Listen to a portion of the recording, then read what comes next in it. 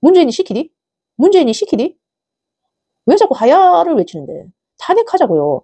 이 헌재라는 것도요, 헌법재판소라는 것도요, 정치적으로 판결합니다. 정치적으로.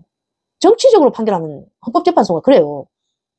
여러분, 헌법재판소가 이게 법적으로 판결한다기보다는 거기 헌법재판소 판결을 보면요, 정치적인 판결을 할 때가 많아요. 정치적으로 판결합니다. 헌법재판소는. 그래가지고, 아무리 친윤이라고 해도요, 아무리 친윤의 헌법재판관들이 많다고 해도요, 국민 여론을 무시 못해요. 국민 여론을. 국민 여론을 무시 못합니다.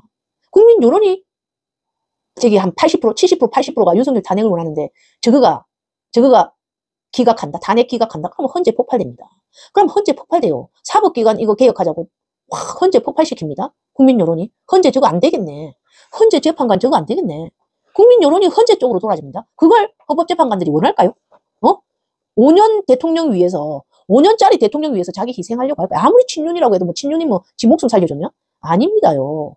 무시 못합니다. 국민 여론 무시 못해요. 박근혜 때도 그랬어요. 박근혜 탄핵 때도 정치적 판결을 한다고요. 정치적 판결이 뭐냐? 국민 여론을 본다는 거예요. 그래서 헌재는 친윤이라서 어렵습니다. 어쩌고 기각할 수 있습니다. 왜냐하면 검사 탄핵 때 기각을 했기 때문에. 검사 탄핵 때는요, 여론이 그만큼 안 모아졌어요. 윤석열 지지율이 30% 넘었고, 그때는 윤석열 지지율이 30% 넘었고, 아직까지 보수들이 자꾸 불합리하다고 막 외치고 조중동들이 그랬고, 응?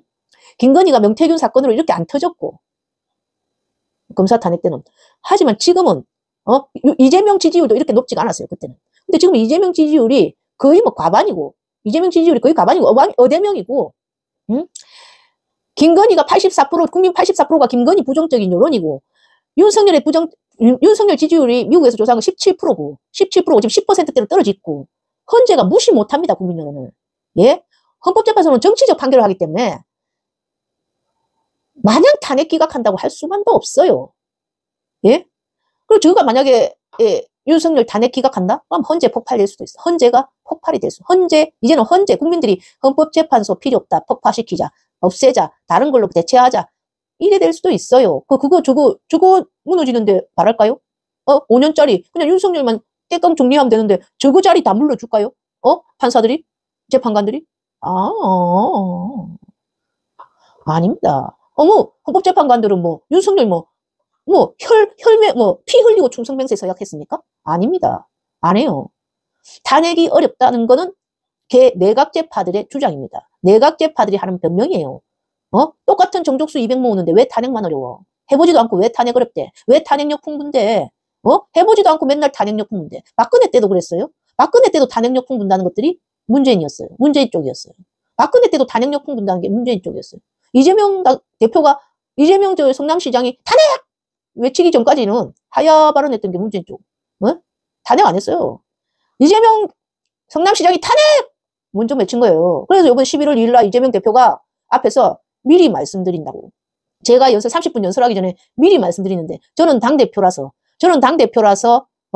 성남시장 때 변방의 장수로서 말씀드린 것처럼, 변방의 장수처럼 말할 수가 없다고. 변방의 장수 때는 탄핵에 대해서 자유롭게 말할 수 있었는데, 지금은 당대표라서 자유롭게 말할 수가 없다고. 하지만, 제 지지자분들께서 제 대신 현장에서 마음껏 말씀해달라고. 그 말 무슨 뜻이에요? 자기가 30분 연설하기 전에 미리 말씀드린다고. 그 말 무슨 뜻입니까? 이재명 당대표가 그 말한 거. 성남시장 변방의 장수로서 있을 때는 탄핵에 대해서 마음껏 말할 수 있었다 이거야. 근데 지금 당대표로서 탄핵에 대해서 마음껏 말할 수 있는 입장이 아니라 이거야. 하지만 이재명 지지자들분께서는 마음껏 말해달라. 탄핵에 대해서 마음껏 말해달라고. 왜? 이재명 당대표라는 지위가 없는 변방의 유튜버들, 변방의 이재명 지지자들은 마음껏 탄핵에 대해서 말해달라 이거야. 임기단축 개혁 말고 탄핵에 대해서 마음껏 말해달라 이거야. 그걸 갖다 11월 2일 날 자기 연설하기 전에 미리 말한다는 거야. 그건 당대표로서 최대한 자기 감추면서도 최대한 의견을 드러낸 거야. 지금 11월 1일 날 개헌연대 보고 나서 심각함을 느낀 거야. 11월 1일 날 개헌연대 발족한 걸 보고 나서 저것들 지금 뭐 하는 짓이야 하면서 11월 1일 날 나와가지고 탄핵에 대해서 말해달라고 지지자들한테 말한 거야. 그 뜻을 못 읽느냐고. 당대표로서 자기가 이제 나는 탄핵을 원한다 이런 말을 못 하는 거야. 왜냐면 이제 그게 신문사에 실리면 어떻게 또 반발 막 어떻게 또 말이 얽히고 말히고 이럴 수가 있으니까. 하지만 지지자들께서 마음껏 현장에서 말씀해달라고. 임기단축 개헌은 조중동에서 마음껏 실어주지만 김건희 특검 탄핵에 대해서 지금 마음껏 실어줍니까? 안 실어줍니다. 안 실어줘요. 아휴, 참. 탄핵을 외쳐달라고 하셨죠? 현장에서. 보면 연설 보면, 이재명 당대표 연설 보면, 이재명, TV 가가지고 보면 연설하기 전에 그 말 꼭 하세요. 한번 들어보세요. 국민들은 마음대로 외치라고. 현장에서 마음껏 외쳐달라고. 자기 대신해서. 자기를 대신해서. 이 11월 1일 날 임기단축 개헌 연대를 발족시킨 것들 보면서 얼마나 답답하셨으면. 하야 말하는 것도 공범이에요. 이것들.